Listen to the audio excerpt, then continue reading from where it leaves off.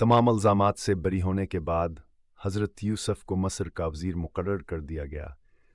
बादशाह ने इन्हें मुल्क के वसाइल का निगरान बनाया, ख़ासतौर पर क़हत के आने वाले सालों के लिए तैयारी की ज़िम्मेदारी सौंपी। हज़रत यूसुफ ने अल्लाह के अता करद हिल्म के ज़रिए एक ज़बरदस्त मंसूबा बनाया। पहले 7 साल जो खुशहाली के थे, उन्होंने हर फसल से एक हिस्सा बड़े गला खानों में महफूज करवाया। उन्होंने अवाम के लिए इंसाफ पर मबनी पॉलिसियाँ मुतारफ़ करवाएं ताकि किसी पर जुल्म न हो और वसाइल का ज़ियान हो।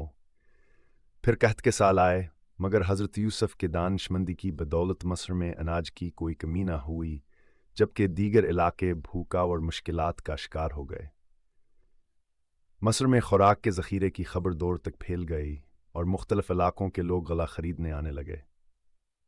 इन्हीं में हज़रत यूसुफ के भाई भी शामिल थे, जिन्होंने इन्हें बचपन में हसद की वजह से कुएं में फेंक दिया था। वह उन्हें जानते थे कि जिस उज़ीर से वह मदद मांग रहे हैं, वह यान का गमश्ता भाई है।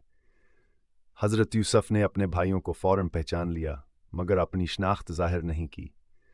उन्होंने इनकी नीति को आज़माने के लिए इनसे ख़ानदान के बारे में पूछा। जब मालूम हुआ कहान का छोटा भाई बनीना भी वालिद के साथ है, तो हज़रत यूसुफ ने एक तदबीर सोची ता कहाँ से मस्र बुलाया जा सके।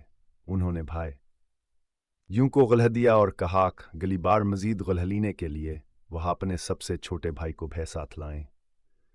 घर वापस जाकर भाइयों ने वालिद हज़रत याकूब को बनियामीन को साथ भेजने के लिए कायल किया। हज़रत याकूब जो पहले ही यूसुफ के गम में मुब्तला थे, हचकचाए मगर अल्लाह से दुआ के बाद राज़ी हो गए। जब भाई बनियामीन को लेकर मस्र पहुँचे तो हज़रत यूसुफ ने इससे तन्हाई में अपने शनाख्त ज़ाहिर कर दिया और असतिस लेदी। बाद में उन्होंने एक तदबीर से बनियामीन को अपने पास रोक लिया।